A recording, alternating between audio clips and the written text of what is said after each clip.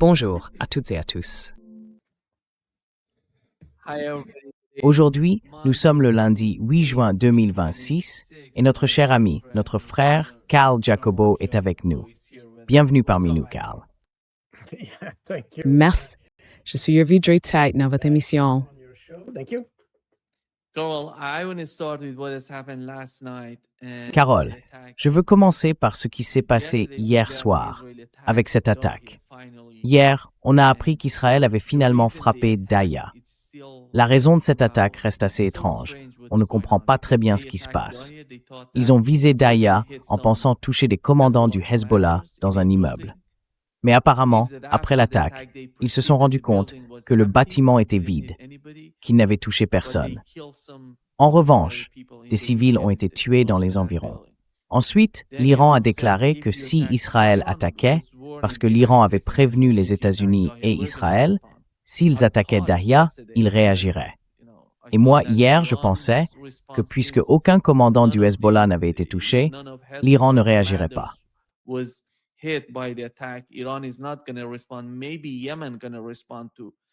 Peut-être que le Yémen va réagir à ce qui s'est passé à Daïa.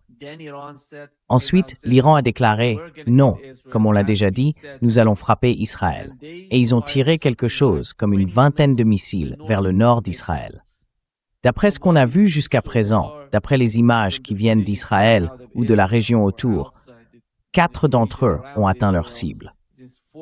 Puis, après l'attaque israélienne, Donald Trump a déclaré « D'accord, vous avez attaqué Daïa, l'Iran vous attaque, et ça s'arrête là.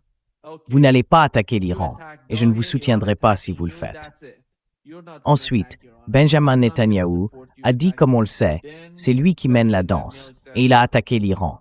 Et maintenant, l'Iran est en train de riposter. C'est une sorte de folie ce qui se passe. Quelle est votre lecture de la situation en Asie de l'Ouest?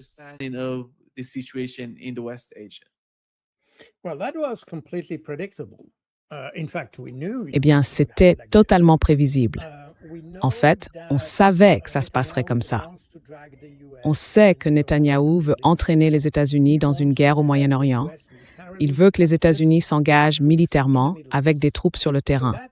Donc ça, c'est un fait établi. Ça a été dit à de nombreuses reprises, c'est une constante. En réalité, c'est la continuité d'une politique menée par Israël depuis les années 50. Donc, rien de nouveau de ce côté-là. Maintenant, concernant la situation actuelle, on a vu qu'Israël a sans cesse essayé d'entraîner.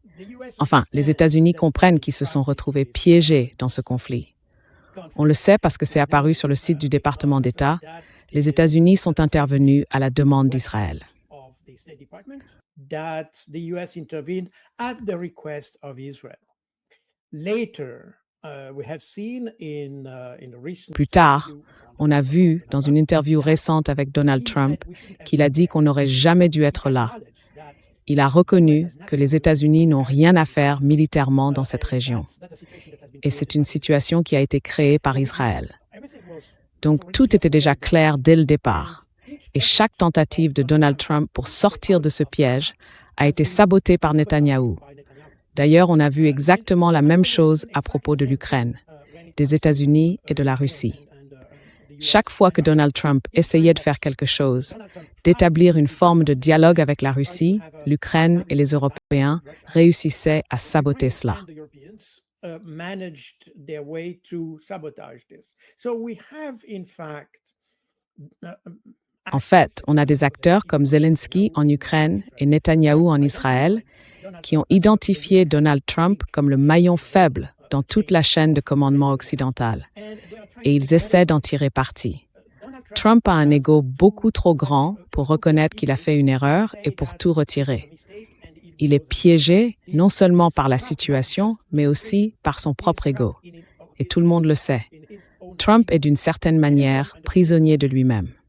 Et c'est exactement ce que Netanyahou essaye d'utiliser, ou plutôt de détourner, pour mener sa propre politique.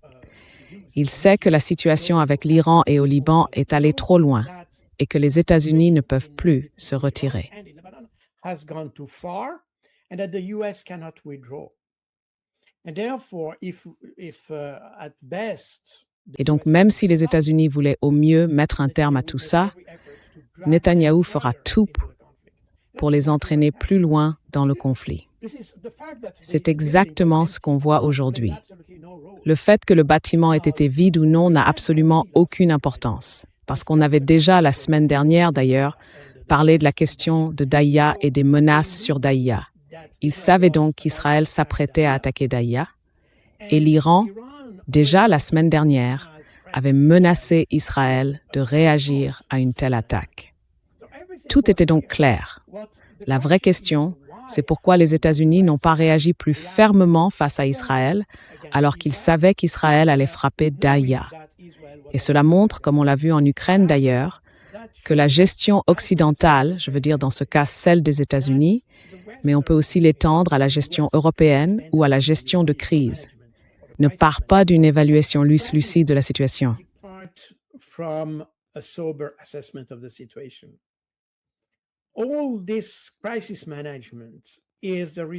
Toute cette gestion de crise repose sur l'instinct, sur la réaction à chaud. Et en réalité, ce sont des opérations menées par une seule personne. Il y a bien quelques conseillers ou des individus qui peuvent orienter les décideurs. Et on voit ça aussi aux États-Unis. C'est d'ailleurs fascinant de constater que dans toutes les discussions qu'on a vues ces dernières semaines ou ces derniers mois entre les États-Unis et l'Iran, le département d'État semble complètement absent. Le département d'État, comme dans n'importe quel pays, c'est une structure faite pour évaluer une situation, pour apporter un cadre, un langage et ce genre d'éléments afin de résoudre les problèmes. Mais apparemment, aux États-Unis, ce rôle-là, enfin, le rôle du département d'État n'est pas visible.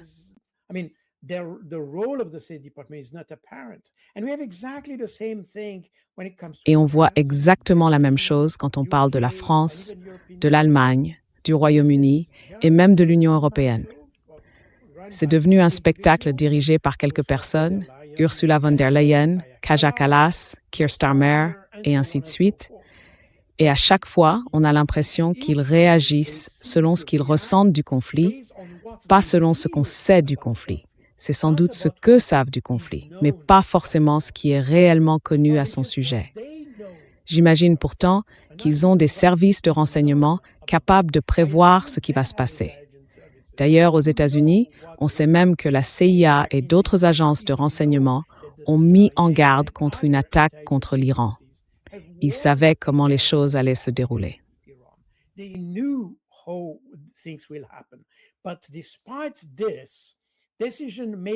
Mais malgré tout ça, la prise de décision contourne complètement ces conseils.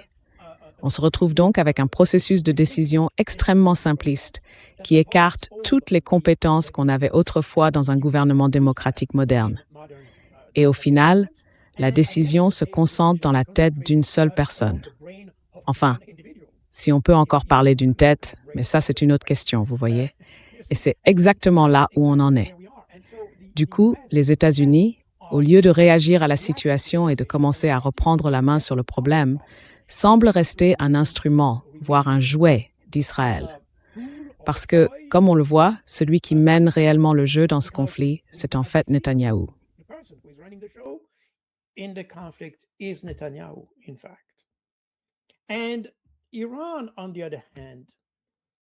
Et l'Iran, de son côté, comprend que la seule façon de résister, ou plutôt la seule façon de survivre dans cette situation, c'est d'avoir une politique de dissuasion crédible. Et j'insiste sur le mot crédible, parce que crédible veut dire qu'on montre qu'on a les moyens de répondre, et qu'on a les moyens de répondre avec force, de manière efficace. Mais la crédibilité, c'est aussi la volonté d'utiliser ces moyens. Donc quand Israël menace d'attaquer Daïa, et que l'Iran dit « si vous attaquez Daïa, nous devrons répondre », eh bien ils doivent répondre. Sinon, leur dissuasion ne serait plus crédible. C'est pour ça qu'on se retrouve dans une situation extrêmement dangereuse, parce qu'elle peut en réalité provoquer un effet boule de neige et aggraver encore l'ensemble de la situation.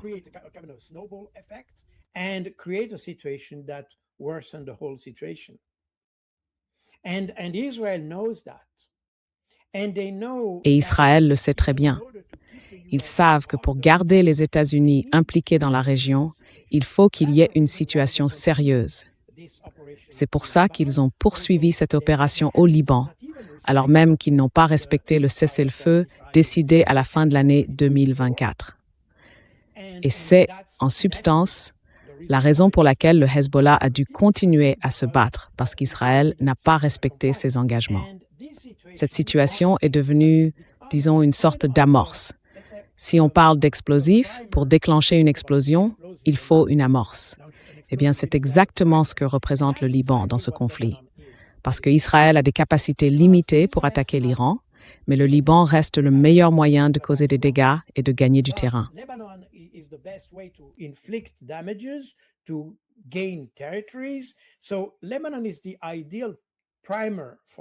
Le Liban, c'est en quelque sorte le terrain idéal pour qu'un conflit éclate. Et ils s'en servent justement pour faire monter les tensions et, au bout du compte, forcer les États-Unis à s'impliquer dans le conflit.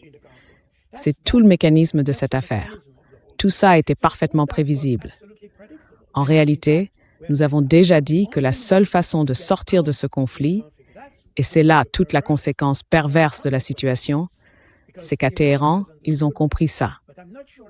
Mais je ne suis pas sûr que les Américains l'aient compris, et probablement pas non plus les Israéliens. Non pas parce qu'ils en sont incapables, mais parce qu'ils sont trop convaincus de leur supériorité.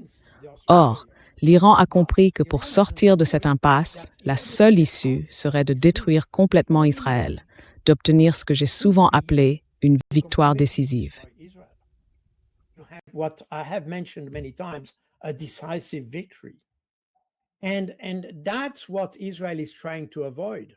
Et c'est justement ce qu'Israël essaie d'éviter, parce qu'ils savent que s'ils détruisent l'Iran, cela pourrait déclencher quelque chose d'imprévisible dans la région.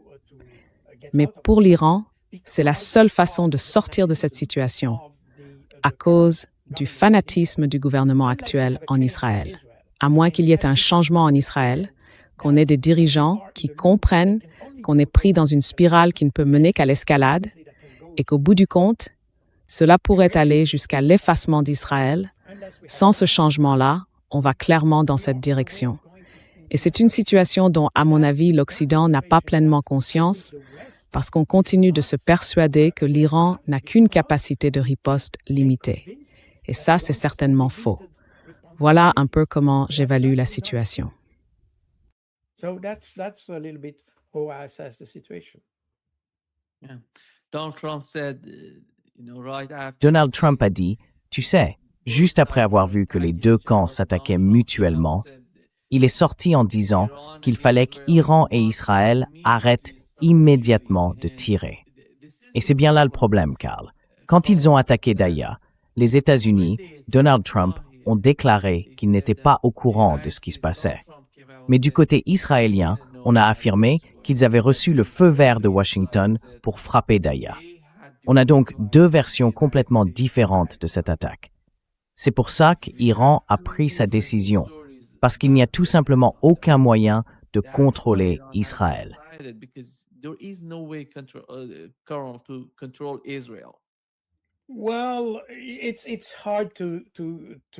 Eh bien, c'est difficile de savoir qui dit la vérité dans tout ça. D'abord, on ne peut pas faire confiance à Trump sur ce sujet. On ne sait jamais vraiment ce qu'il veut dire. Il est toujours à quelques heures d'un accord extraordinaire, censé arranger tout le monde. Il est en train de résoudre le problème. Chaque jour, il résout un nouveau problème. Mais en réalité, aucun de ces problèmes n'est réglé. Il affirme des choses qui sont manifestement fausses et d'autres du même genre. Voilà, pour une partie. Mais ça fait partie de la personnalité de Donald Trump. Il veut montrer, d'une manière assez enfantine parfois, à quel point il est bon, à quel point il est le meilleur, et ce genre de choses.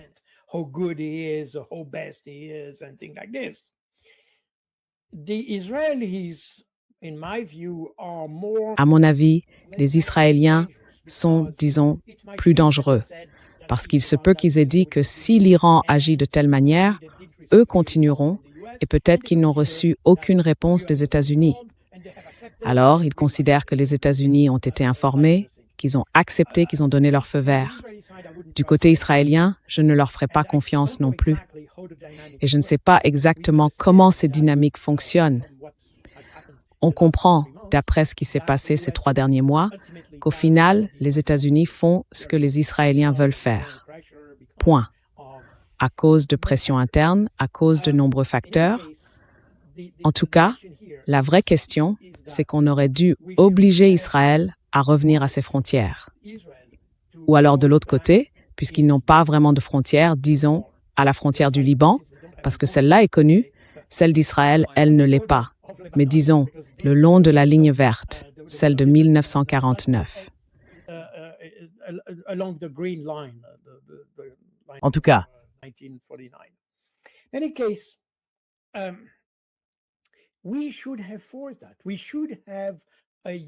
on aurait dû l'imposer. On devrait avoir une ONU qui, si les États-Unis prenaient vraiment la situation au sérieux, aurait pu, avec d'autres pays, convaincre le Conseil de sécurité d'accepter une telle idée. Si les États-Unis étaient d'accord, Israël devrait se retirer jusqu'à la ligne verte et l'ONU devrait faire appliquer un cessez-le-feu. On a déjà la FINUL sur place. Et d'ailleurs, une grande partie de la FINUL, ce sont des troupes françaises. Et pourtant, on voit bien qu'il n'y a absolument aucune activité de la FINUL pour empêcher l'avancée des Israéliens, alors que c'est précisément leur mission.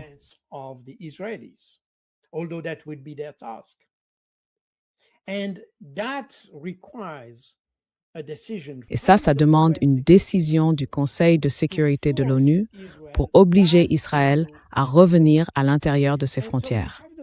Donc, on a les outils, on a même déjà les troupes déployées sur place, on a déjà un mandat pour ces troupes, mais on ne veut pas l'appliquer. Ça veut dire qu'on n'est pas sérieux à ce sujet. Vous savez, dans toutes les discussions qu'on a, et quand on parle avec d'autres personnes de la situation au Liban, personne ne parle de la FINUL. Pourtant, la FINUL est justement déployée dans la zone où se trouvent les Israéliens, c'est-à-dire entre la frontière sud du Liban et le fleuve Litani, exactement là où sont les forces israéliennes. Alors, que fait la FINUL?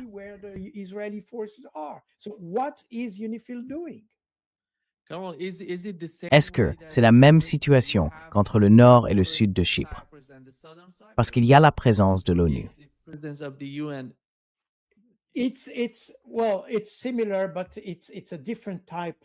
Eh bien, c'est similaire, mais c'est un autre type d'opération de maintien de la paix. À Chypre, c'est plutôt une mission d'observation du cessez-le-feu, en réalité. Mais au Liban, là, on parle d'un vrai maintien de la paix, au sens propre du terme, parce qu'il n'y a pas seulement des observateurs, il y a aussi des troupes qui, normalement, devraient être capables de se battre. Et d'ailleurs, elles se battaient autrefois. Ce qui est étrange, c'est qu'on a eu, plus tôt cette année, un rapport indiquant que les forces françaises, par exemple, combattaient le Hezbollah.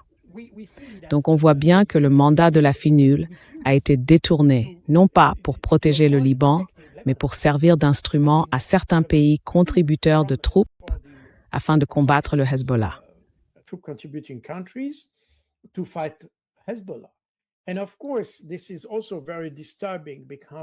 Et bien sûr, c'est aussi très inquiétant parce qu'on a une force de maintien de la paix censée imposer la paix dans la région et empêcher toute invasion venant d'Israël. C'était d'ailleurs le but initial de la FINUL dans cette zone précise.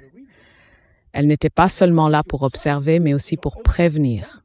En théorie, elle avait une fonction de prévention et de dissuasion. Et puis, dans cette opération de la FINUL, il y a beaucoup de pays impliqués. Il doit y en avoir 10 ou 12, je ne me souviens plus exactement. En tout cas, un grand contingent est composé de forces françaises. Mais, chose assez étrange, le gouvernement français a décidé de qualifier le Hezbollah d'organisation terroriste.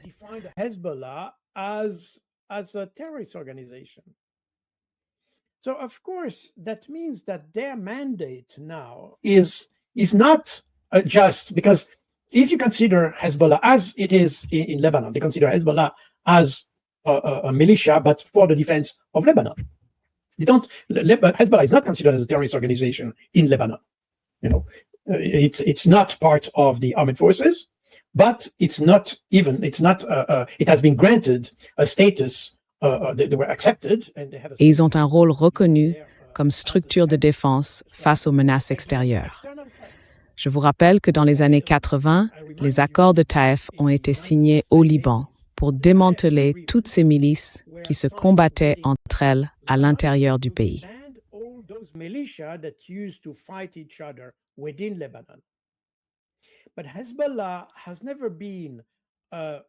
Mais le Hezbollah n'a jamais été une organisation destinée à combattre d'autres milices à l'intérieur du Liban. Le Hezbollah a toujours eu pour mission, pour objectif, de lutter contre les menaces extérieures, en particulier la menace israélienne. Et c'est pour cette raison que, dans le cadre de l'accord de Taïf, le Hezbollah a obtenu le droit de rester en place alors que les autres milices ont été dissoutes. L'idée, c'était que dès que les Israéliens se conformeraient aux résolutions de l'ONU demandant leur retrait du Liban, le Hezbollah se dissoudrait à son tour. Voilà le mécanisme.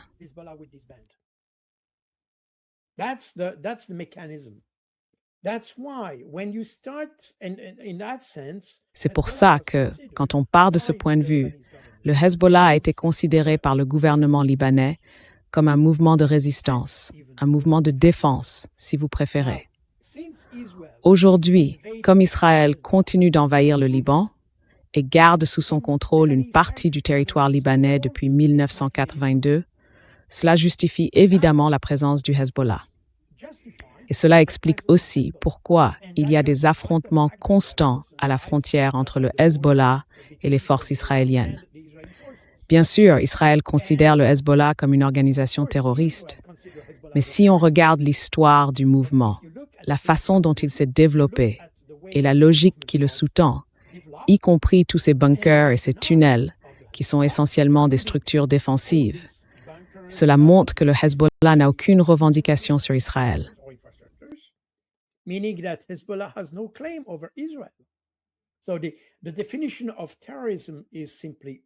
La définition du terrorisme est tout simplement fausse.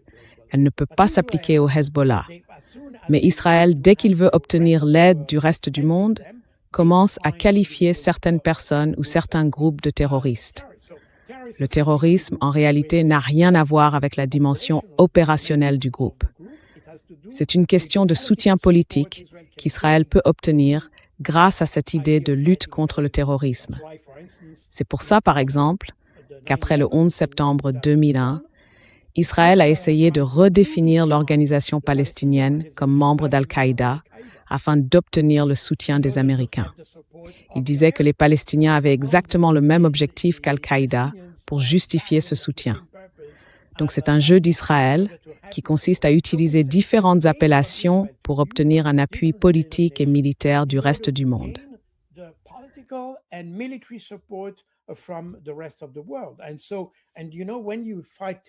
Et vous savez, quand on dit qu'on lutte contre le terrorisme, on a en quelque sorte le droit de tout faire. On peut torturer, on peut tuer des enfants, on peut tout se permettre. Tant qu'on les qualifie de terroristes, tout devient autorisé. Et c'est exactement comme ça que l'Occident a agi en Irak et dans d'autres cas similaires.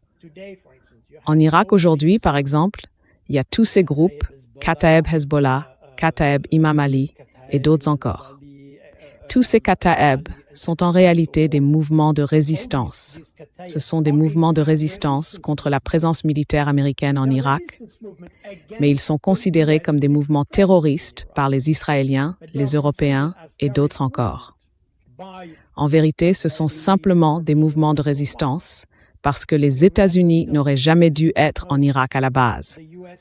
On utilise donc le mot terroriste uniquement pour pouvoir les combattre. Et c'est exactement ce qui se passe au Liban.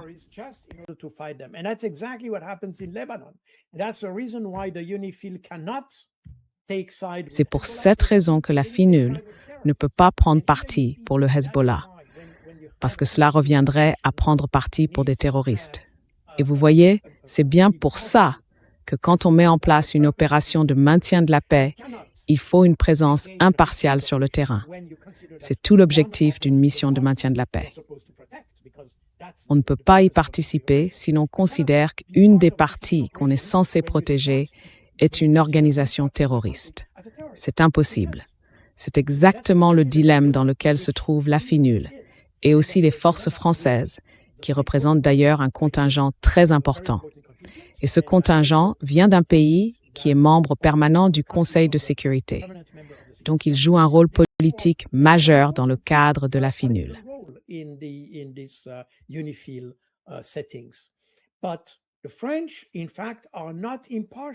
Mais en réalité, les Français ne sont pas impartiaux là-dedans. Et c'est là qu'on voit à quel point notre manière de gérer les crises est, disons-le, enfantine. Quand on écoute Jean-Noël Barrot, l'actuel ministre des Affaires étrangères, on comprend tout de suite qu'il ne maîtrise pas vraiment ce qu'il fait. Il veut simplement traiter la situation en disant « ce sont des terroristes, ce sont ci, ce sont ça ». Il se contente d'étiqueter les choses et les gens sans qu'il y ait de véritable substance derrière. Et même quand il y en a une, cette substance peut aller à l'encontre des véritables intérêts du pays qu'on est censé aider, voire contredire la mission même des casques bleus de l'ONU. Voilà où nous en sommes. En somme, tout est là. Nous avons tous les outils nécessaires pour agir, mais nous sommes incapables de les gérer. Et c'est ça le plus triste.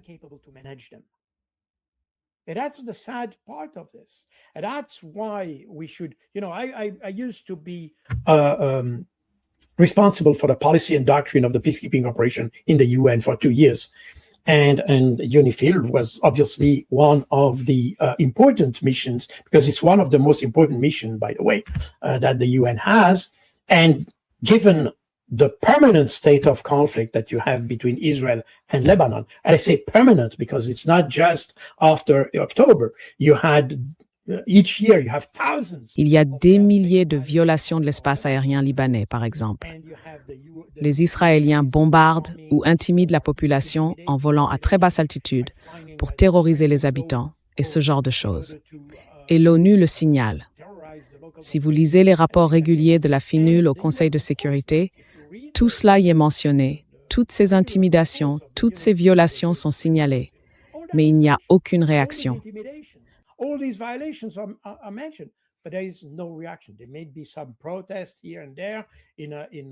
y a peut-être eu quelques protestations ici et là dans une résolution, mais aucune action concrète. Et aujourd'hui, même après novembre 2024, comme je l'ai dit, Israël devait se retirer du territoire libanais, mais personne n'a fait le moindre effort pour faire appliquer ce cessez-le-feu. C'est ce qui nous a menés à la situation actuelle. La communauté internationale porte donc une grande part de responsabilité dans tous les massacres qui ont lieu. Et en plus de ça, elle ne condamne même pas Israël pour ses actes. Il n'y a aucune condamnation. Ils n'ont même pas condamné Israël pour avoir attaqué l'Iran. Alors, où en est-on? Comme je l'ai déjà dit, tous les instruments existent, mais personne n'a, disons, la capacité intellectuelle ni la sagesse d'utiliser ces outils de manière intelligente.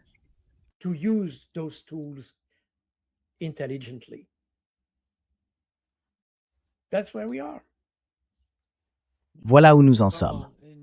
Karl, le bureau de Netanyahou a annoncé qu'il n'accepterait pas la tentative iranienne d'imposer une nouvelle équation.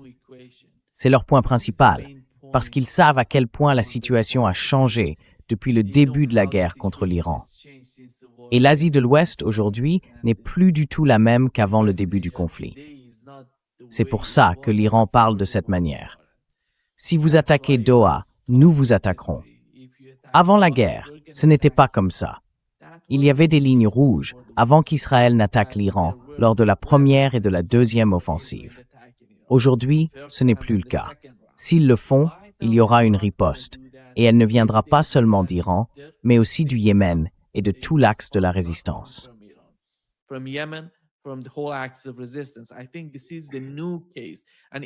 pense que c'est une nouvelle situation et qu'Israël est d'une certaine manière dans le déni du changement. Je ne sais pas, pour ce qui est des États-Unis. Mettons Israël de côté, un instant. Les États-Unis ont leurs limites. Ils ont leurs propres contraintes pour rester dans la région. Combien de temps veulent-ils y rester? Est-ce qu'ils vont convaincre le gouvernement israélien que leur présence ne peut pas être permanente dans la région? Parce que c'est extrêmement coûteux pour les États-Unis. Et puis, concernant la partie israélienne, vous avez mentionné l'occupation du sud du Liban. C'est l'un des principaux problèmes aujourd'hui. Il faut sortir du Liban. You have to get out of Lebanon. There is no way to have any sort of agreement. Il n'y a aucun moyen de parvenir à un accord, quel qu'il soit, avec le Liban ou avec les actes de résistance, sans un retrait du sud du Liban. S'ils ne le font pas, alors on va continuer à voir ce genre d'affrontement se répéter encore et encore. Et ce ne sera pas seulement le Liban, ce sera l'Iran, ce sera le Yémen. Hier soir, on a appris que le Yémen avait attaqué l'Arabie saoudite. Au début, j'ai cru que c'était l'Iran, puis on a annoncé que c'était le Yémen qui attaquait l'Arabie saoudite. Parce qu'ils pensaient que l'Arabie saoudite coopérait d'une manière ou d'une autre avec Israël. Mais c'est justement ce qu'Israël essaye d'éviter, la conséquence même de la guerre, le fait que la situation a changé. Ils ne peuvent plus revenir à ce qu'elle était avant la guerre. They cannot get back to what it was before the war.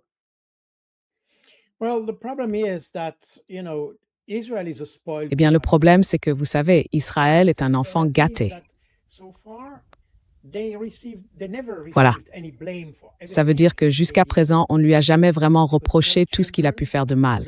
Ils ont pu tuer des enfants pendant des décennies. Et ça, c'est devenu un peu plus visible depuis octobre 2023. Mais octobre 2023, c'était simplement la conséquence de massacres qui avaient déjà eu lieu avant et de manière répétée. Je veux dire, c'est une politique constante. Et l'occupation illégale des territoires, le territoire palestinien, le sud du Liban, le Golan, tous ces territoires sont occupés illégalement. Il y a même des résolutions du Conseil de sécurité et de l'ONU, même de l'Assemblée générale, pour condamner cette présence et condamner Israël pour ses actes. Mais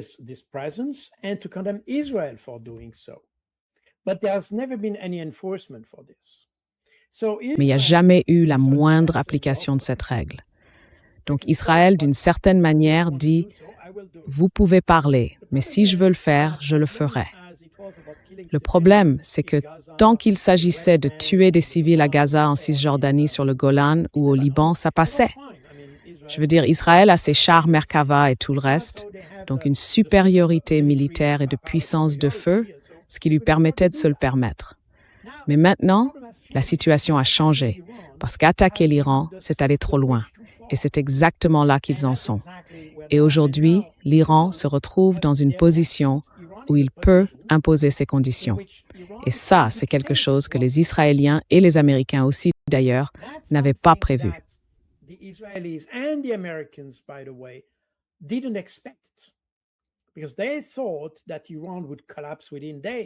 Parce qu'ils pensaient que l'Iran s'effondrerait en quelques jours. Parce qu'encore une fois, on est revenu à ce genre de politique guidée par les tripes, plutôt que par la raison. Une politique où on n'agit pas sur la base du renseignement, mais sur la base des émotions. Et le sentiment, c'était que l'Iran allait s'effondrer très vite, puisque, soi-disant, 80% de la population ne soutient pas le gouvernement, et ainsi de suite. Mais ça ne s'est pas produit. En conséquence, l'Iran est sorti renforcé de cette attaque.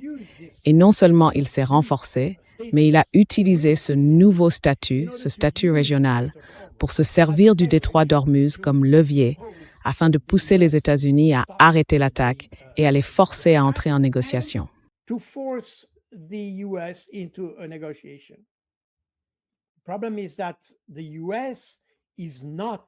Le problème, c'est que ce n'est pas les États-Unis qui décident là-bas, c'est Israël qui décide. Je veux dire, Israël est très enclin à envoyer les autres se battre pour lui, mais pas l'inverse.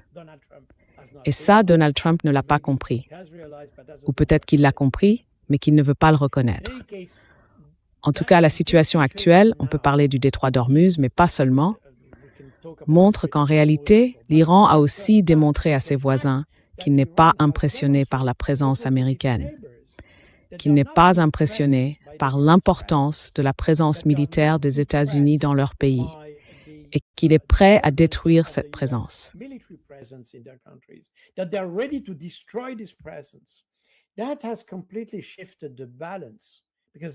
Cela a complètement bouleversé l'équilibre parce que maintenant, les États arabes, surtout les pays du Golfe, ont compris que la présence américaine est un handicap, pas une solution. Du coup, leur relation avec les États-Unis doit être d'une certaine manière réajustée. Israël, lui, refusent de le reconnaître. Et comme ils sont tellement arrogants, ils ne peuvent pas admettre qu'ils ont échoué dans leur mission et qu'ils ont donné à l'Iran plus d'influence qu'ils n'en avaient auparavant. Mais c'est justement cette erreur de calcul d'Israël qui a conduit à la situation actuelle où l'Iran dispose désormais de plus de leviers que les États-Unis. En réalité, les États-Unis perdent de l'influence chaque jour. Et on le voit même vis-à-vis d'Israël, puisque Washington n'est même pas capable d'imposer un cessez-le-feu à Israël. To impose a ceasefire to Israel. So the US has basically lost its influence. Donc les États-Unis ont en grande partie perdu leur influence. Pas totalement sans doute, mais dans une large mesure, oui, ils l'ont perdu dans la région. Et vous vous souvenez qu'il y a quelques semaines, ou même il y a quelques jours en fait, les États-Unis, ou Trump, ont demandé aux pays du CCG de signer les accords d'Abraham avec Israël et ils ont refusé. C'est quelque chose qui probablement ne se serait pas produit auparavant. Mais aujourd'hui, avec cette nouvelle situation, où l'Iran a réussi à montrer qu'il est une puissance régionale et même une puissance plus importante que l'Arabie saoudite, voire plus influente que les États-Unis, cela a changé la donne. Et en réalité, c'est une erreur de calcul d'Israël qui a conduit à cette situation.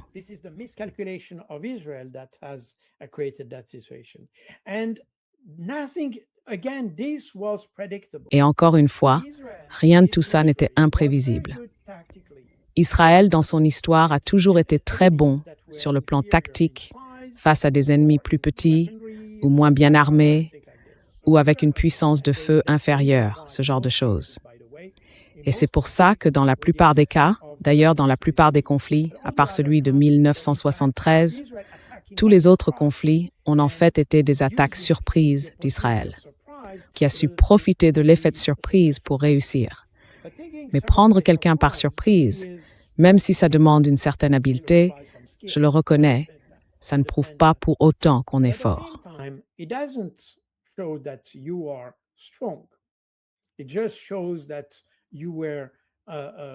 Ça montre simplement que vous avez décidé en réalité d'y aller. Vous avez franchi les lignes rouges du droit international. Les autres ne s'y attendaient pas, parce que les autres pays respectaient ce droit international. Et là, on a un acteur qui ne joue pas selon les règles. Et c'est pour ça qu'il obtient une certaine forme de succès. Mais voilà, c'est la situation. Israël a toujours connu ses réussites à travers des succès tactiques, pas vraiment stratégiques. Et ça a toujours été comme ça. Les Israéliens sont de bons tacticiens, mais pas de bons stratèges. Ils sont doués en politique, ils sont forts en influence et dans ce genre de choses. Encore une fois, probablement pas dans une logique de grande stratégie, mais plutôt en s'appuyant sur les réseaux d'influence qu'ils avaient et qu'ils ont encore dans la plupart des pays.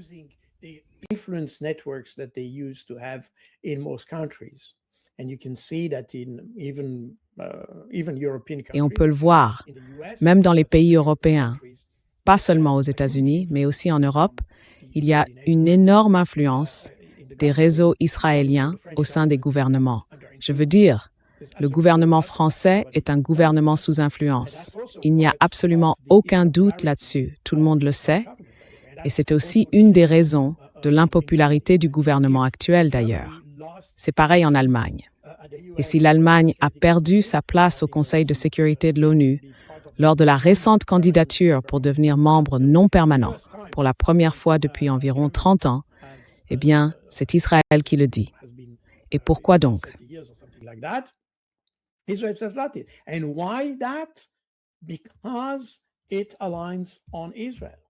Parce qu'il s'aligne sur Israël. Donc, ça montre bien que ces pays sont sous influence. Mais cette influence peut changer parce qu'il y a un moment où, et c'est quelque chose de très fort aujourd'hui dans tous les pays, l'opinion publique bascule. On voit la même chose aux États-Unis d'ailleurs. La majorité de l'opinion publique s'oppose maintenant à Israël à cause de toutes les violations du droit humanitaire international et de ce genre de choses. Et tout le monde comprend que c'est devenu complètement évident avec l'attaque contre l'Iran, les attaques contre les écoles, les hôpitaux et tout le reste, pas seulement à Gaza, mais exactement le même schéma en Iran, exactement le même schéma au Liban. Exactly the same pattern in Iran, exactly the same pattern in Lebanon. It's exactly that. And all that, by the way, Exactement. Et c'est bien ça d'ailleurs qu'on voit dans le changement d'équilibre. Parce que les actions d'Israël ont en fait légitimé les actions d'acteurs extérieurs, comme le Yémen. Rappelez-vous que l'intervention du Yémen, le Yémen n'a aucune revendication territoriale vis-à-vis d'Israël. En gros, ils sont loin. Ils n'ont pas de conflit direct avec Israël. Mais depuis octobre 2023, le Yémen a compris la situation dans laquelle se trouvaient les Palestiniens et ils ont décidé d'invoquer le principe de la responsabilité de protéger, qui est un principe des Nations Unies. C'est de là qu'est partie l'idée des frappes yéménites sur Israël. Et l'objectif, ce n'était pas simplement de bombarder Israël, mais de pousser Israël à entrer dans un processus de négociation et bien sûr vers un cessez-le-feu.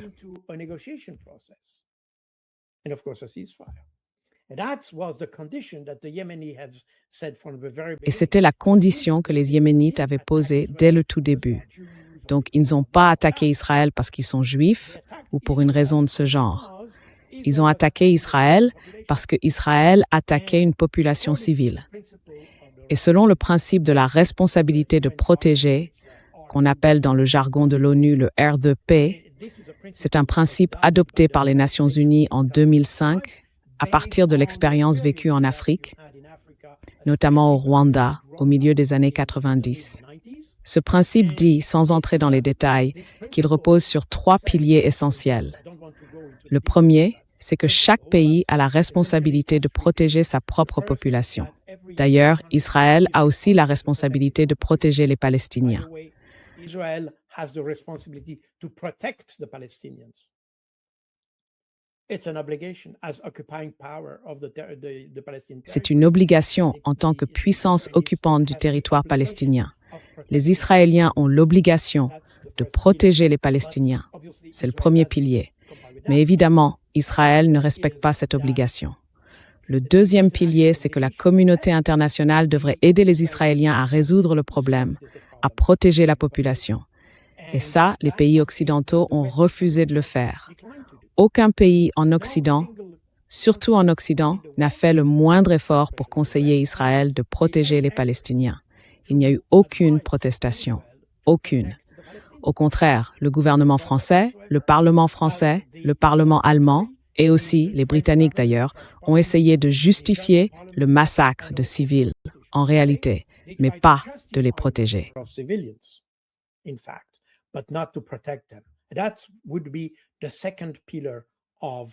Ce serait donc le deuxième pilier du principe de la responsabilité de protéger. Et ce deuxième pilier, lui aussi, n'a pas été respecté. Le troisième pilier, c'est que lorsque tout le reste a échoué, les États peuvent intervenir pour protéger une population en danger. Et c'est exactement ce que les Yéménites ont fait. Constatant que tout avait échoué, que les autres piliers n'avaient pas fonctionné, ils ont décidé d'utiliser leurs missiles pour forcer Israël à accepter un cessez-le-feu et à engager un processus de négociation afin de protéger les Palestiniens. Et c'est précisément ce qu'ils font aujourd'hui. Parce que, encore une fois, les Israéliens, enfin, ils n'en ont toujours pas fini avec Gaza d'ailleurs. Ils sont encore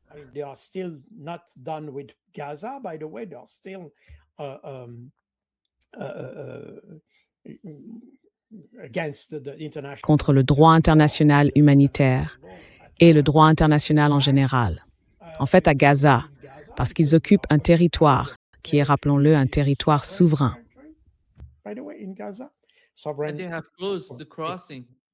Et ils ont fermé le point de passage. Ils ont fermé le passage de Gaza, vous savez.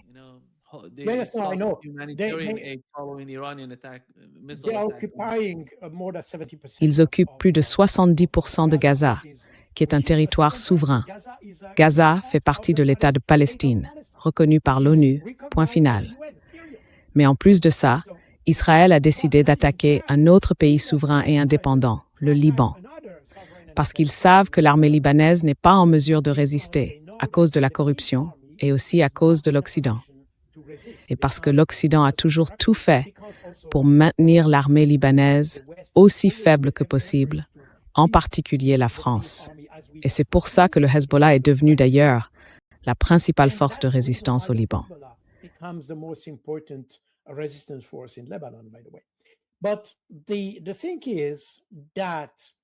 Mais le fait est que comme Israël attaque non seulement le territoire du Liban, mais aussi la population civile libanaise, les Yéménites appliquent exactement le même principe. Ils mettent en œuvre le R2P, la responsabilité de protéger. Et puisque les deux premiers piliers ont aussi échoué pour le Liban, ils ont appliqué le troisième pilier, c'est-à-dire leur propre intervention, pour forcer Israël à un cessez-le-feu ou à cesser ses attaques contre les civils. Donc on voit qu'Israël, pour une raison ou une autre, alors qu'il n'y avait absolument aucune raison d'attaquer le Liban, a choisi cette voie. En réalité, il y avait un cessez-le-feu. Le Hezbollah respectait ce cessez-le-feu. Il était prêt à le respecter.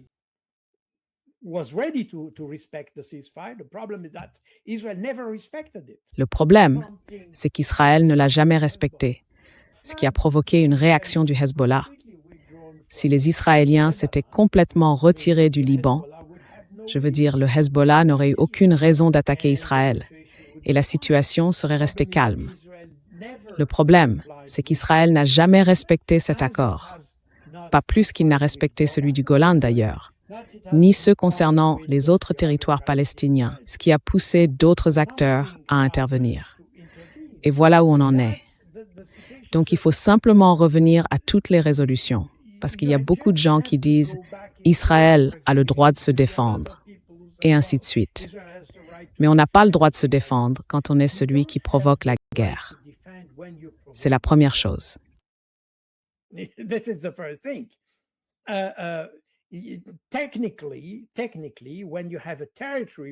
Techniquement, quand un territoire est sous occupation, comme Gaza par exemple, on n'a pas le droit de se défendre. Point final. C'est une question juridique. C'est décidé. Ce n'est pas une opinion, ni celle de Jacobo, ni de qui que ce soit. C'est simplement une question de droit. On a le droit de se défendre si, par exemple, la Jordanie attaquait, ou disons si l'Égypte attaquait Israël. Dans ce cas, Israël a le droit de se défendre. Mais si Israël attaque les Palestiniens sur le territoire palestinien, qui est un territoire occupé, alors juridiquement, il n'y a pas de droit à la défense.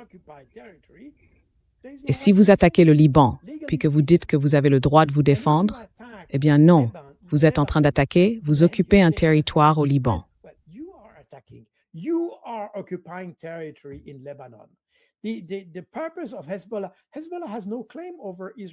Le but du Hezbollah, le Hezbollah n'a aucune revendication sur le territoire israélien. Vous savez, ce ne sont pas les Palestiniens. Là, on peut en débattre. On peut dire que les Palestiniens revendiquent l'ensemble de la Palestine. Les deux camps, les Israéliens, ou plutôt les sionistes et les Palestiniens, ont le même slogan, de la mer au fleuve, c'est-à-dire de la mer Méditerranée au Jourdain. Les deux vraiment. En réalité, cette expression vient d'abord des sionistes.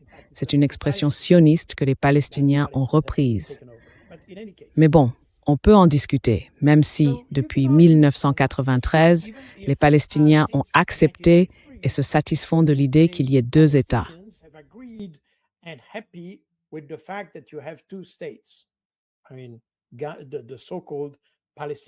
Je veux dire ce qu'on appelle le territoire palestinien, le territoire occupé ou territoire palestinien, c'est Gaza, Jérusalem-Est et la Cisjordanie. Voilà ce que les Palestiniens ont officiellement déclaré comme leur convenant, y compris le Hamas. Même le Hamas l'a dit. Donc, on pourrait avoir là une base pour une solution d'une certaine manière. Mais on peut toujours dire que certains Arabes pourraient revendiquer une partie du territoire israélien ou quelque chose comme ça. Très bien, admettons. Mais ce n'est pas le cas du Hezbollah. Le Hezbollah se satisfait très bien du sud du Liban. Il demande simplement à Israël de se retirer du sud du Liban. C'est tout. Et c'est quelque chose qu'Israël refuse de faire depuis 1982. C'est donc la raison d'être du Hezbollah. That's the rationale for the existence of Hezbollah. Et bien sûr, il y a énormément de désinformation qui circule, surtout venant des États-Unis. Pourtant, si vous parlez aux services de renseignement américains, eux savent très bien que c'est de la fausse désinformation. Mais si vous allez en France, par exemple, ou en Allemagne, là-bas, on ne reconnaît pas que c'en est. On part du principe que non. Et on se contente de répéter ce que disent les Israéliens. Le problème avec ces pays, qui sont pourtant très importants au sein de l'Union européenne, c'est que ces deux-là, l'Allemagne et la France, ont été parmi ceux qui ont le plus participé à l'Holocauste pendant la Seconde Guerre mondiale. Et c'est justement pour cette raison qu'ils gardent aujourd'hui ce sentiment de culpabilité, un sentiment qui freine des décisions qui, autrement, pourraient aider l'humanité tout entière à avancer.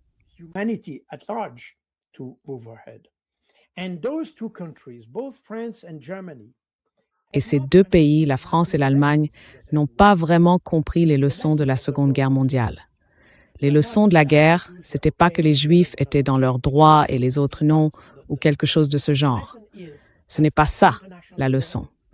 La vraie leçon, c'est que le droit international doit primer. C'est ça la leçon. On ne doit pas avoir des pays qui détournent le droit international à leur profit. Le droit international doit gouverner le monde. C'est la principale leçon de la Seconde Guerre mondiale. Et c'est justement ce que les Français et les Allemands n'appliquent pas. C'est pour ça qu'ils n'ont jamais réagi quand Israël violait le droit international.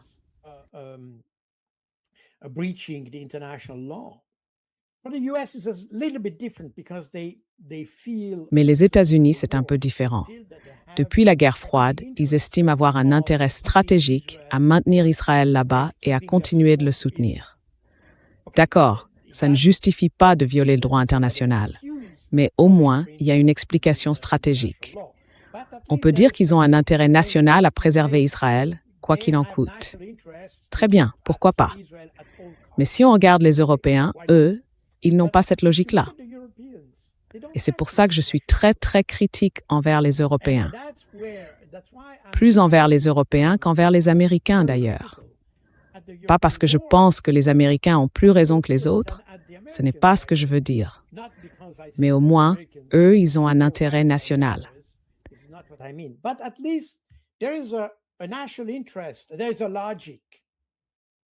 Il y a une logique. Vous savez, c'est exactement la même chose que quand ils ont voulu attaquer l'Irak. On sait tous que le raisonnement était faux, que les arguments étaient mensongers, tout ça. Mais, pour une raison ou une autre, ils voulaient le faire. Et j'ai dit, encore une fois, ne me comprenez pas mal, c'est en aucun cas une justification. Mais j'ai dit, d'accord, il y a une logique. Ils veulent faire quelque chose et ils vont manipuler l'opinion pour y arriver. Mais je suis toujours plus critique envers les pays qui savent que c'est une erreur, qui n'ont absolument aucun intérêt à faire la guerre et qui la laissent quand même se produire. Vous voyez, si quelqu'un pense que c'est dans son intérêt d'avoir une guerre, d'accord, je serai critique, mais je peux dire qu'il y a une logique. Mais qu'en est-il des Européens qui n'ont strictement aucun intérêt national là-dedans et qui pourtant l'acceptent? But they still accept that. You know, there is an element of cowardice. Vous savez, il y a en Europe une forme de lâcheté qui me dérange profondément. Bien sûr, il y a beaucoup de mensonges et d'hypocrisie aux États-Unis, ça ne fait aucun doute. Mais au moins, eux, ils restent cohérents avec ce qu'ils considèrent comme leur objectif national ou leur intérêt national. Alors qu'en Europe, on laisse faire des choses qui ne sont même pas dans notre intérêt. On tolère des choses qui vont clairement et même totalement à l'encontre de nos propres valeurs. Et on n'en tire aucun avantage. Alors pourquoi on accepte ça? C'est encore plus absurde. C'est toute la contradiction de cette situation. On laisse faire alors que personne n'en profite. Et d'ailleurs, même Israël n'en a tiré aucun bénéfice. C'est devenu l'un des pays les plus détestés au monde. Beaucoup d'autres pays ne pourront plus reprendre leur livraison d'armes.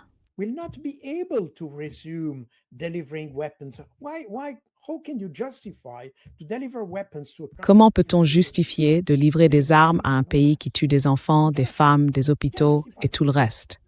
On ne peut pas. C'est impossible à justifier. Alors, qu'est-ce qu'Israël gagne là-dedans? Et c'est là qu'on en vient au point suivant. En réalité, le monde soutient simplement Netanyahou dans sa position actuelle pour lui permettre d'échapper aux poursuites judiciaires contre lui. C'est tout. Et d'ailleurs, c'est exactement ce que Donald Trump lui a dit. Le soutien qu'il a reçu des États-Unis, ou plutôt de Donald Trump, n'avait qu'un but, le maintenir au pouvoir. Et récemment, apparemment, lors d'un appel téléphonique entre Trump et Netanyahou, il le lui aurait encore dit.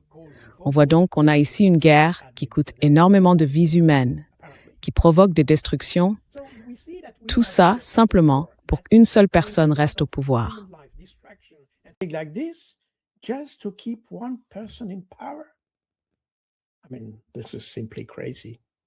Franchement, c'est complètement fou. Vous savez, colonel, le problème avec Israël, c'est qu'ils ne réalisent pas à quel point la situation devient grave et compliquée pour eux au fil du temps. Parce que les États-Unis sont une superpuissance. Mais comme vous l'avez dit, dans la région de l'Asie de l'Ouest, avant le début de cette guerre, les États-Unis avaient tout. Ils avaient les bases militaires, ils avaient l'argent des pays du Golfe qui finançaient ces bases et la présence américaine dans la région. Ils avaient aussi les Israéliens à leur côté. Et malgré toutes ces forces réunies, ils n'ont pas réussi à vaincre l'Iran. Voilà la réalité de ce qui s'est passé jusqu'à présent.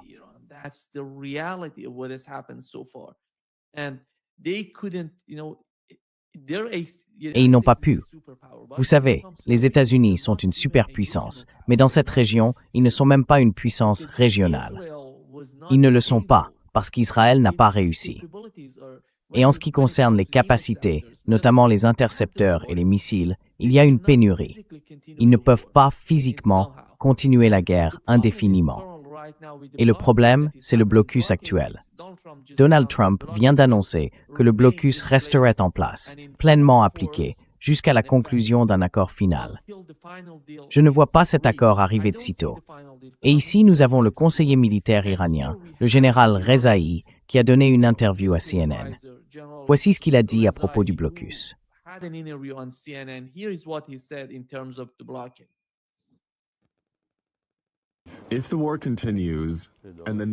Si la guerre continue et que le blocus naval n'est pas levé, nous étendrons le conflit jusqu'à l'océan Indien, le détroit de Bab el-Mandeb, la mer Rouge et la Méditerranée. Nous donnerons une nouvelle dimension à la guerre en attaquant d'autres bases américaines, comme celles que nous avons déjà visées jusqu'à présent. L'Amérique subira alors beaucoup plus de pertes. Ces pertes seront très lourdes. America's losses will be very heavy.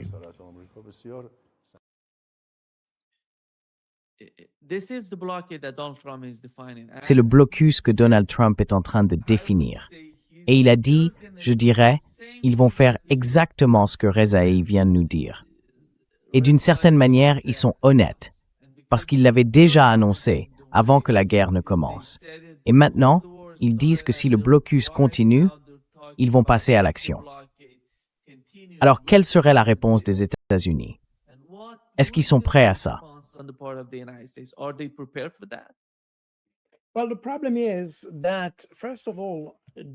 Eh bien, le problème, c'est que d'abord, Donald Trump peut changer d'avis d'un jour à l'autre, et on le sait. Ce n'est pas nouveau. Mais il faut se rappeler que la question iranienne est un sujet bipartisan aux États-Unis. Et il y a des gens encore plus fanatiques que Donald Trump lui-même. Je pense que Donald Trump s'est un peu retrouvé empêtré dans ce conflit parce qu'il n'avait pas compris ça. Il a été un peu trop naïf, d'une certaine manière. Encore une fois, je suis convaincu que les Israéliens ont compris qu'il était une personne faible et qu'ils ont voulu l'impliquer dans la guerre avant les élections. Parce qu'après, s'il y avait eu un changement au Congrès, il n'aurait sans doute pas eu le même soutien et tout l'équilibre aurait été différent.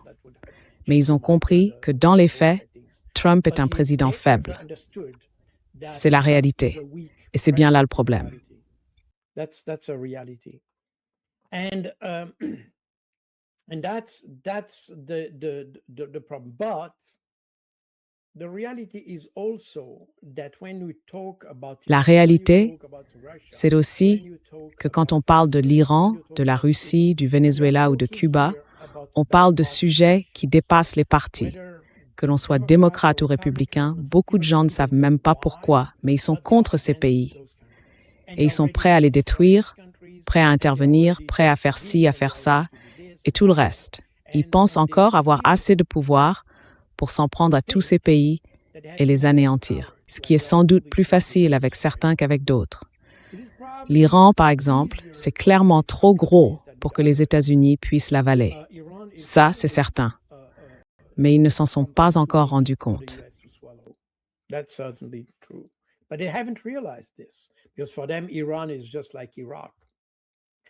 Parce que pour eux, l'Iran, c'est un peu comme l'Irak. L'Irak s'est effondré très vite et ils pensent que ce serait pareil en Iran. C'est un peu l'image qu'ils ont en tête. Autrement dit, oui, on voit la situation actuelle, mais il faut aussi prendre en compte qu'aux États-Unis, il existe encore, au moins au niveau de ce qu'on appelle les élites, pas dans l'opinion publique, mais chez les élites, un fort soutien à Israël. Parce qu'ils ne se soucient pas vraiment du fait qu'Israël tue des civils ou fasse ce genre de choses. Ce sont pour la plupart des gens très religieux.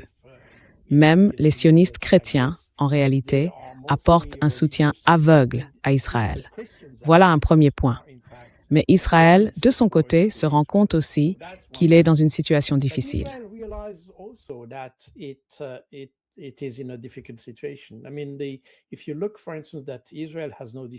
Je veux dire, si on regarde, par exemple, Israël vient de décider d'avoir un budget de communication de 750 millions de dollars. 750 millions, donc 3/4 de milliard juste pour la communication. Parce qu'ils ont compris que l'image d'Israël s'est complètement détériorée dans le monde entier. Et même au Moyen-Orient, même si, à la base, beaucoup de gens n'avaient pas une grande estime pour Israël, au mieux, ils étaient indifférents. Ils étaient prêts à fermer les yeux sur ce qu'Israël faisait. Mais aujourd'hui, c'est différent. Même l'Arabie saoudite et les Émirats arabes unis, pas encore, mais d'autres pays qui avaient sans doute une position plus neutre vis-à-vis d'Israël, se rendent compte aujourd'hui qu'Israël pose un problème.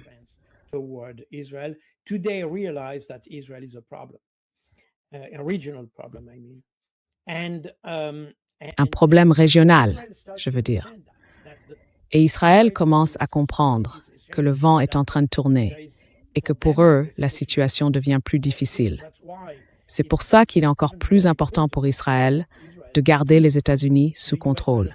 Et aujourd'hui, c'est plus facile d'avoir les États-Unis sous contrôle qu'avec d'autres présidents. On pourrait avoir d'autres présidents plus raisonnables.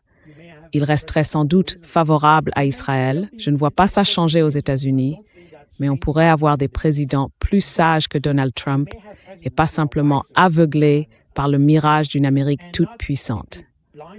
Parce que c'est un peu ça le problème avec Trump.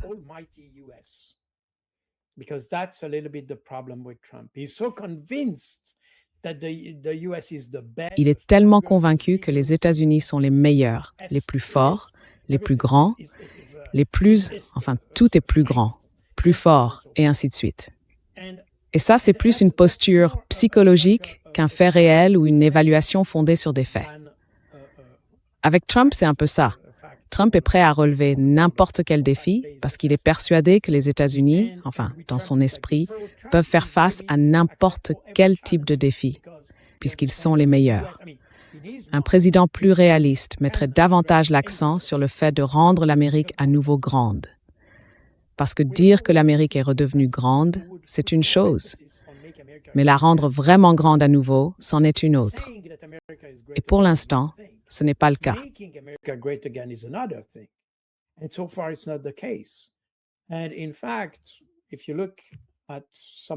Et en fait, si on regarde certaines données, peut-être pas toutes, mais beaucoup d'entre elles, on voit bien que depuis l'arrivée de Donald Trump au pouvoir, l'Amérique n'a pas retrouvé sa grandeur. Au contraire, elle décline rapidement. Et un autre président pourrait bien être obligé d'abandonner toutes ses idées, y compris ses bases militaires et tout ce qui allait avec, qui étaient autrefois des symboles de puissance et de projection de force. Mais aujourd'hui, ce n'est plus une démonstration de force, c'est une démonstration de faiblesse, parce que ces bases, peu importe le nombre d'avions, de radars ou d'équipements qu'elles avaient, n'ont en réalité pas pu offrir la protection que ces pays arabes attendaient, ni même Israël d'ailleurs, ce qui veut dire que les États-Unis sont devenus un tigre de papier. Et c'est un peu ça le problème. Je pense que les gens commencent à s'en rendre compte. I think people start to realize this. People start to realize this in the US. Les gens commencent à s'en rendre compte aux États-Unis. Et bien sûr, une partie de cette prise de conscience vient aussi du fait que Trump n'est pas un président apprécié dans le reste du monde, et peut-être même pas vraiment aux États-Unis. C'est un président qui divise profondément la société. D'un côté, ceux qui le soutiennent totalement, et de l'autre, ceux qui le rejettent complètement. C'est quelque chose qu'on ne voyait pas avec les autres présidents. Avant, il y avait des gens pour et des gens contre. Mais avec Trump, tout devient extrême.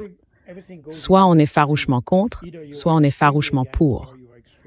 C'est difficile d'être à moitié pour, si on peut dire. Alors qu'avec un autre président, on aurait sans doute plus de consensus autour de politiques un peu plus raisonnables. C'est aussi pour ça qu'il y a en ce moment une fenêtre d'opportunité pour Netanyahou tant que Trump est encore au pouvoir.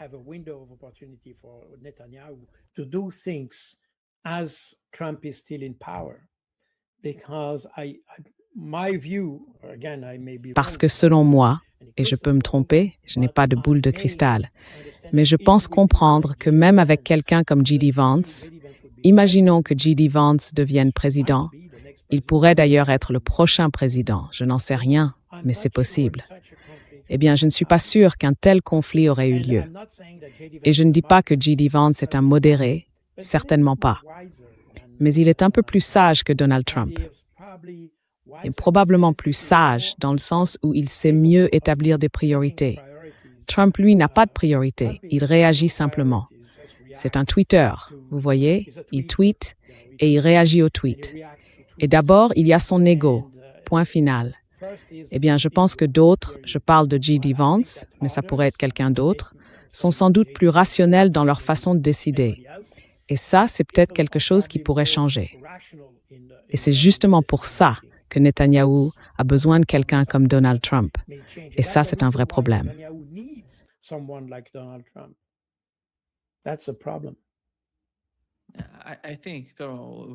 Je pense qu'avec J.D. Vance, il est tout simplement moins important que Kamala Harris dans l'administration Biden. Il est en train de disparaître de la scène. On ne voit plus J.D. Vance, tout simplement.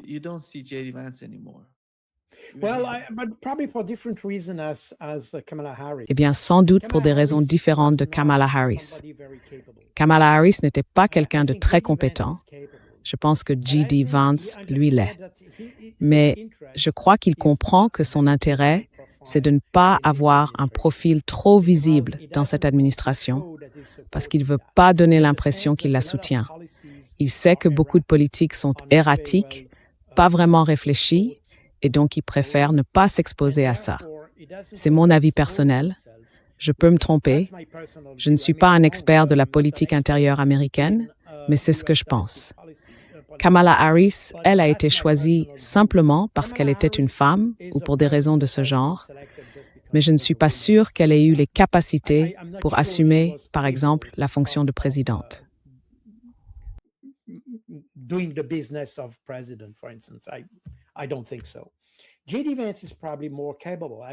ne pense pas. J.D. Vance est sans doute plus compétent, je le trouve intelligent, mais il comprend, parce que c'est quelqu'un qui réfléchit un peu plus que Donald Trump. Donald Trump, lui, agit à l'instinct. C'est un animal, je ne dis pas ça de façon péjorative, mais oui, c'est un animal politique qui réagit très vivement. Et il est comme un taureau. Where is said for growth? Ah oui, de Russia.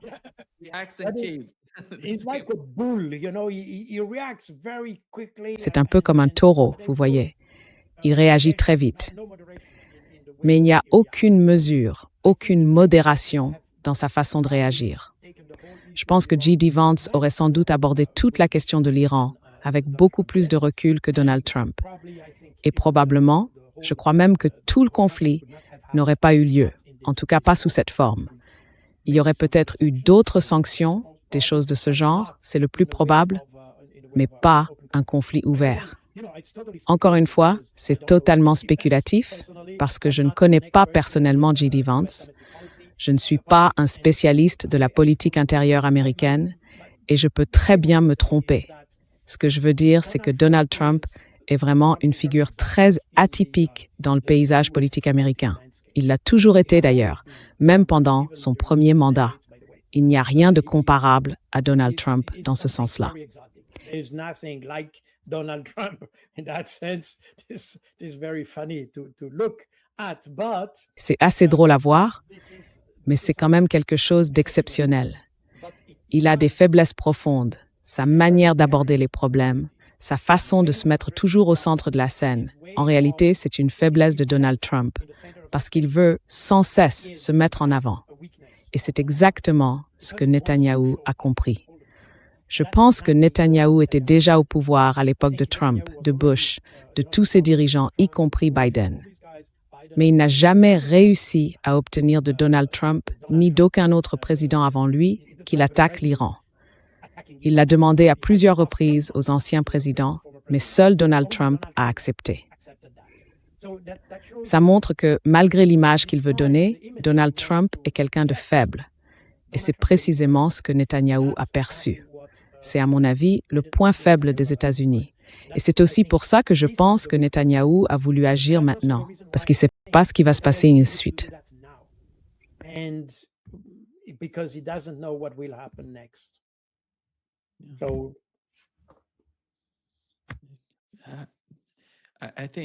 Je pense que tu as raison à propos de Donald Trump. Et pour J.D. Vance, je ne vois pas ce type comme étant complètement aux mains de... Je ne dis pas que J.D. Vance est la meilleure personne. Je porte aucun jugement là-dessus. Ce n'est pas la question. Et je n'ai même pas envie de me battre sur ce point, parce que, encore une fois, mon expertise là-dessus est limitée. Mais j'ai le sentiment qu'on ne peut pas comparer Vance à Kamala Harris. Il est bien plus compétent que Kamala Harris ne l'était, ça c'est sûr. Et à mon avis, ce n'est pas non plus un modéré dans ce sens-là. J.D. Vance a accepté le poste de vice-président pour une raison. C'est clairement quelqu'un de profondément chrétien, avec tout ce que cela implique, tout cet arrière-plan-là.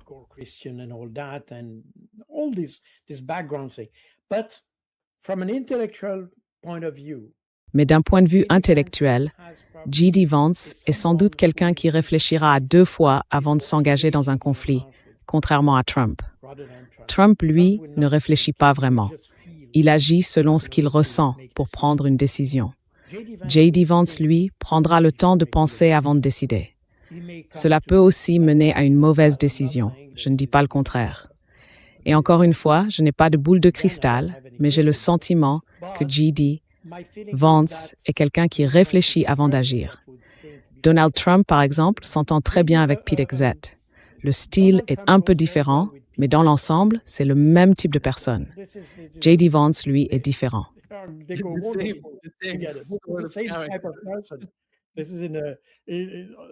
The style is slightly different, but by and large, it's the same kind of people.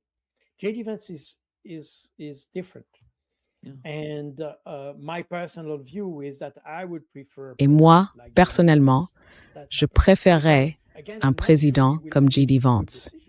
Parce que, encore une fois, je ne suis pas sûr qu'il prenne toujours de bonnes décisions. Tout le monde peut se tromper. Mais je suis assez convaincu qu'il prendrait ses décisions après réflexion, pas juste à l'instinct. Ce seraient des décisions guidées par la tête, pas par le ventre. C'est mon avis personnel. Et encore une fois, ça ne veut pas dire qu'il ne ferait pas d'erreur. Mais je ferais plus confiance à J.D. Vance qu'à Donald Trump, par exemple, personnellement. C'est vraiment mon point de vue. Mais bien sûr, vous pouvez voir les choses autrement. Et je reste persuadée que si J.D. Vance avait été président, ce conflit n'aurait pas eu lieu, ou du moins pas sous cette forme.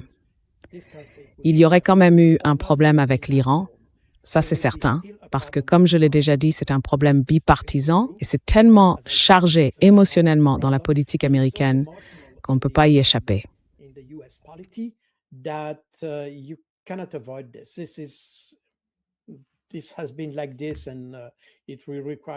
Ça a toujours été comme ça, et il faudra sans doute 2 générations, je veux dire 2 générations politiques, avant que ça change. Mais le conflit prendrait une autre forme. Ce ne serait probablement pas des grèves ou ce genre de choses, ni la menace d'une invasion. Un jour, on menace l'Iran d'une invasion. Le lendemain, on parle de cessez-le-feu. Le jour d'après, on les frappe, puis on impose un blocus, puis on redemande un cessez-le-feu, et ensuite on attaque à nouveau. C'est complètement incohérent. À mon avis, ce genre de choses ne se serait pas produit avec J.D. Vance, du moins pas sous cette forme. Je ne dis pas qu'il y aurait eu la paix avec l'Iran, mais certainement pas un conflit aussi erratique que celui qu'on voit aujourd'hui.